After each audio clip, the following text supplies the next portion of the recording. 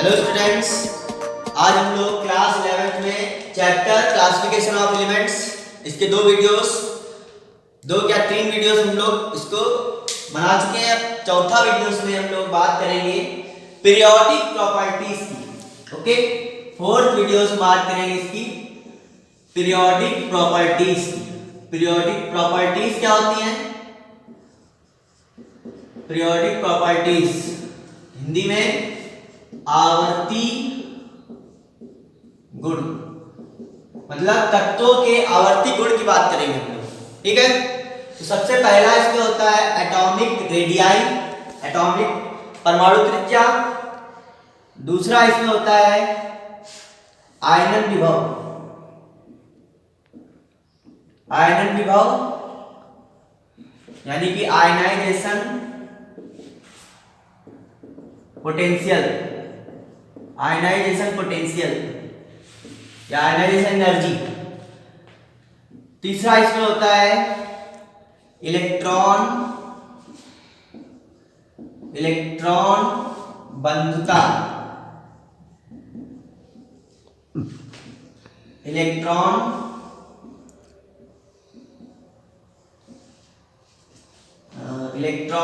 Affinity. Okay, चौथा इसमें होता है विद्युत ऋणात्मकता, विद्युत ऋणात्मकता इसको कहते हैं इलेक्ट्रोनेगेटिविटी।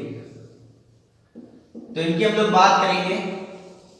तो सबसे पहली बात करेंगे एटॉमिक रेडियाई की, एटॉमिक रेडियस।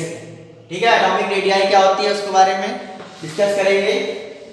तो इसको बाद में डिस्कस करेंगे हम लोग, एक एक करके सारी प्रॉपर्टीज को डिस्कस करेंगे। ठीक है, सबसे पहले बात करेंगे एटॉमिक रेडियाई। तो एटॉमिक रेडियाई क्या होती है? जैसे मान लो ये हमारे पास ये न्यूक्लियस है, ये सेल्स है। ठीक है, ये फर्स्ट सेल, ये सेकंड सेल, ये थर्ड सेल। ठीक है, तो मान लो इलेक्ट्रॉन थर्ड सेल में है। अब एटॉमिक रेडियस क्या कहती है कि जो हमारा न्यूक्लियस है, न्यूक्लियस के इलेक्ट्रॉन के बीच की जो दूरी है, उस दूरी को ही क्या कहते हैं? एटॉमिक रेडियाई कहते हैं।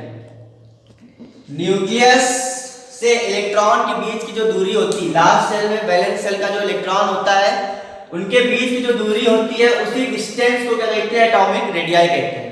ठीक है, जैसे मान लो ये सर्किल है। अब ये सर्किल है, यहां से यहां तक डिस्टेंस क्या होगी इसकी? सर्किल की क्या होगी? रेडियस होगी। उसी तरीके यहाँ पे कोई इलेक्ट्रॉन है, ये न्यूक्लियस है, मान लो सेंटर है, सेंटर से इलेक्ट्रॉन तक की दूरी क्या होगी? Atomic radii. ठीक है, लेकिन ये जो डेफिनेशन है ये क्या मानी गई?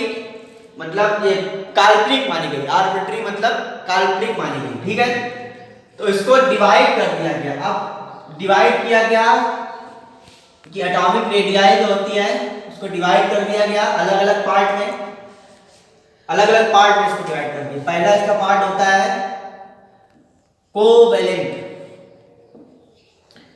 कोवैलेंट रेडियाई, सहसंयोजक त्रिज्या। कोवैलेंट रेडियाई, सहसंयोजक त्रिज्या, रेडियस नहीं, रेडियस। दूसरा है वांडरवाल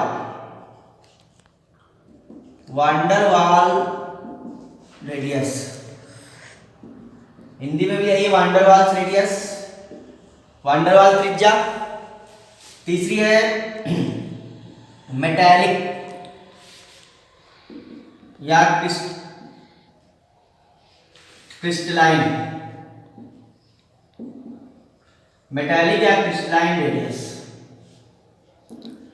इसको हिंदी में कहते हैं धात्विक या क्रिस्टलीय त्रिज्या। ओके, चौथा होता है लास्ट सबसे इंपॉर्टेंट है आयनिक आयनिक त्रिज्या, ठीक है, आयनिक त्रिज्या। आयनिक त्रिज्या इंग्लिश में भी आयनिक रेडियस होती है, ठीक है। तो इन सब को हम लोग डिस्कस करते हैं, ठीक है, करेंगे, ओके। अब हम लोग बात करेंगे पहली कोवैलेंट रेडियस यानी कि सहसंयोजक त्रिज्या, ठीक है। कोवैलेंट रेडियस की डेफिनेशन कुछ इस प्रकार की होती है कि the distance between two nearest covalent bonded nucleus, या ये कह सकते हैं the half distance between two nearest covalent bonded radius, मतलब दो पास के, किन्हीं दो पास के सहसंयोजक बंध युक्त, एकल सहसंयोजक बंध युक्त दो निकटवर्ती नाभिकों के बीच की दूरी का आधा भाग, निकटवर्ती नाभिकों के बीच की आधी दूरी क्या कहलाती है? कोवैलेंट रेडियस यानी कि सहसंयोजक त्रिज्या कहलाती है। फिर से सुन लो, the half distance between two nearest covalent bonded nucleus is called covalent radius, या हिंदी कह सकते हैं किसी एकल सहसंयोजक बंध युक्त किन्हीं दो निकटवर्ती नाभिकों के बीच की आधी दूरी क्या कहलाती है? सहसंयोजक त्रिज्या कहलाती है। तो इससे हम लोग सहसंयोजक त्रिज्या कहलाते हैं। एग्जांपल के थ्रू समझते हैं हम लोग। अब ये एग्जांपल लेते हैं, एग्जांपल के थ्रू समझते हैं, देखते हैं एग्जांपल। तो एग्जांपल जैसे हमने ले लिया हाइड्रोजन, ओके, हाइड्रोजन ले लिया। हाइड्रोजन का एक न्यूक्लियस ये है और एक न्यूक्लियस ये, दोनों ही न्यूक्लियस आपस में कोवैलेंट बॉन्डेड है, जुड़े हुए। इसका न्यूक्लियस ये है, इसका न्यूक्लियस ये है। तो यहां से यहां तक की जो डिस्टेंस होगी, वो जो डिस्टेंस होती है 0.74 एंगस्ट्रॉम होती है। यहां से यहां तक की डिस्टेंस कितनी होती है? 0.74 एंगस्ट्रॉम। लेकिन हमको क्या चाहिए? त्रिज्या चाहिए। तो ये इसकी क्या हो जाएगी? त्रिज्या। त्रिज्या कितना हो जाएगा? यहां से यहां तक की डिस्टेंस कितनी हो जाएगी? 0.74 डिवाइडेड बाय 2। तो ये इसकी क्या हो जाएगी? रेडियस। डिवाइड करने में कितना आएगा? 0.37 एंगस्ट्रॉम आएगा, ठीक है। फॉर हाइड्रोजन, हाइड्रोजन के लिए, हाइड्रोजन वाले, ठीक है। हाइड्रोजन के लिए एक और देख लेते हैं, क्लोरीन के लिए।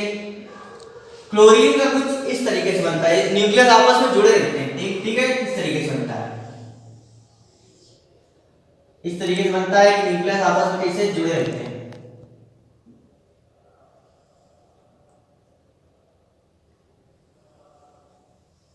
ये न्यूक्लियस आपस में मान लिया ये जुड़े इस तरीके से, इस तरीके से जुड़े रहते हैं,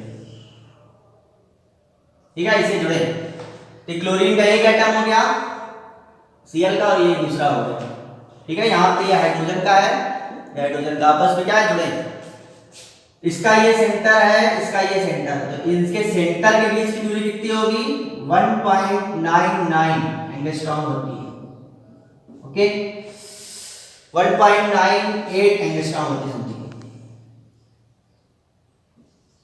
लेकिन जब हमको रेडियस निकालनी होगी, तो रेडियस निकालने के लिए इतनी डिस्टेंस लेते हैं, ये डिस्टेंस हमारी हो गई रेडियस की। तो रेडियस की डिस्टेंस कितनी हो जाएगी? ये रेडियस की डिस्टेंस कितनी हो जाती है? 1.98 को डिवाइड करने के 2 से तो कितना आ जाएगा? 0.99 एंगस्ट्रॉम। तो ये क्लोरीन की क्या होती है? रेडियस हो जाती है। क्लोरीन की सहसंयोजक त्रिज्या 0.99 एंगस्ट्रॉम होती है। हाइड्रोजन की सहसंयोजक त्रिज्या कोवैलेंट रेडियस कितनी होती है? 0.37 एंगस्ट्रॉम। इस तरीके से हम लोग निकालते हैं, ठीक है। तो ये आपकी हो गई सहसंयोजक त्रिज्या यानी कि कोवैलेंट रेडियस, ठीक है। अब हम लोग बात करेंगे अगला जो है वांडर वाल त्रिज्या,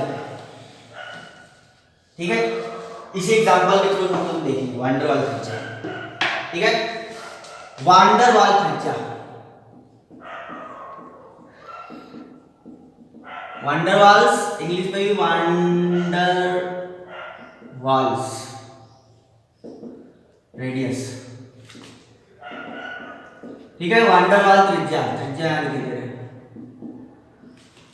तो देखो वान डेर वाल्स त्रिज्या किसी सॉलिड की निकाली जाती है, ठीक है, सॉलिड। अब कैसे निकाली जाती है वो भी समझ लो एक बार। अब ये तो हमें कोवेलेंट रेडियस निकाल दी। अब कोवेलेंट रेडियस तो एक ही एटम की निकाली जा सकती है, एक ही परमाणु की निकाली जा सकती है, लेकिन वान डेर वाल्स रेडियस क्या होते हैं, बहुत सारे एटम एक दूसरे के नजदीक हैं। जैसे क्लोरीन के दो एटम आपस में जुड़े हैं, क्लोरीन के बहुत सारे एटम हैं, ठीक है। एक और बना दे रहे इसी तरीके का, एक ये एटम हो गया, ये भी क्लोरीन का एटम है। हमको मालूम है,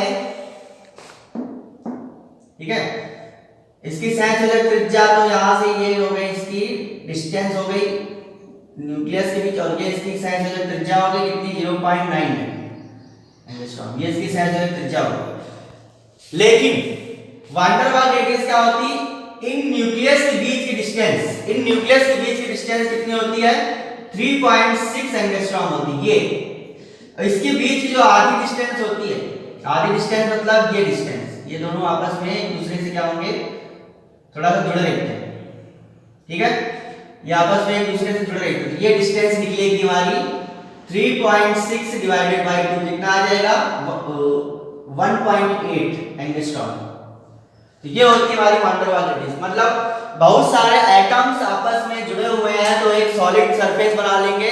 सॉलिड सरफेस के किन्हीं दो निकटवर्ती मतलब नियरेस्ट एटम, यहाँ पे क्या हो रहा था, कोवेलेंट में क्या होता है, एक ही एटम में एक ही मतलब मॉलिक्यूल में निकाले जाते हैं। यहाँ पे क्या होंगे, बहुत सारे एटम्स या बहुत सारे मॉलिक्यूल आपस में एक दूसरे के नजदीक होते हैं, तो उनके बीच की डिस्टेंस का जो आधा भाग होता है उसी को हम लोग कहते हैं वान डेर वाल्स रेडियस।